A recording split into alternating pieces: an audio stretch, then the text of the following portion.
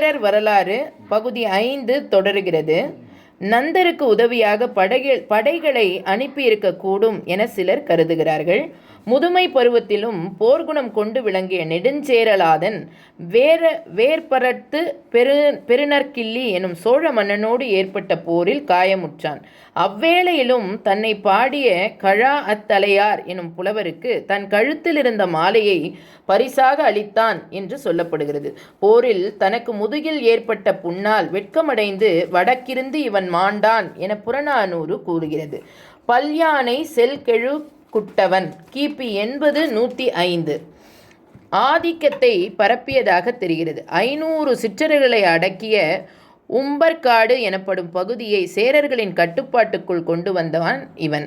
பூமி நாட்டின் மீது படையெடுத்து அதனை வெற்றி கொண்டான். நன்னன் என்னும் மன்னனை தோற்கடித்தான் என்பது போன்ற தகவல்கள் பதிற்றுப்பத்தில் காணப்படுகின்றன. கலங்கியா கண்ணி நார்முடி சேரல் கிபி 106-130 கலங்கியா கண்ணி நார்முடி சேரல் பண்டை தமிழகத்தின் முப்பெரும் அரசு மரபுகளில் ஒன்றான சேர மரபை சேர்ந்த ஒரு மன்னன். சங்க இலக்கியங்களில் ஒன்றான பதிற்றுப்பத்தின் 4ஆம் பத்து இவனை குறித்து பாடப்பட்டது. இதனை பாடியவர் காப்பியாற்று காப்பியனார் எனும் புலவர். இப்பதிகள் இவன் சேரலத்திற்கு வேள்விக்கோ கோமான் பதுமன் தேவி ஈன்ற மகன் என குறிப்பிடப்பட்டுள்ளது. காலம் பிற சங்க கால மன்னர்களை போலவே இவன் காலமும் தெளிவாக அறியப்படவில்லை. எனினும் இவனை பாடிய கல்லாடனார் எனும் புலவர் தலையானங்காலத்து செருவென்ற நெடுஞ்செழியனை பற்றியும் பாடியுள்ளார். இதனால் இப்பாண்டிய மன்னனும் நார்முடி சேரலும் ஏறத்தாழ ஒரே காலத்தவர் என கருதப்படுகின்றது. இவன் 25 ஆண்டுகள் வரை ஆட்சி செய்ததாக கருதப்படுகிறது. பூமி நாட்டு படையெடுத்து சென்றது, நன்னன் என்னும் மன்னனை தோற்கடித்தது போன்றவற்றை இவனது பெருமைகளாக சங்கப்பாடல்கள் எடுத்து கூறுகின்றன.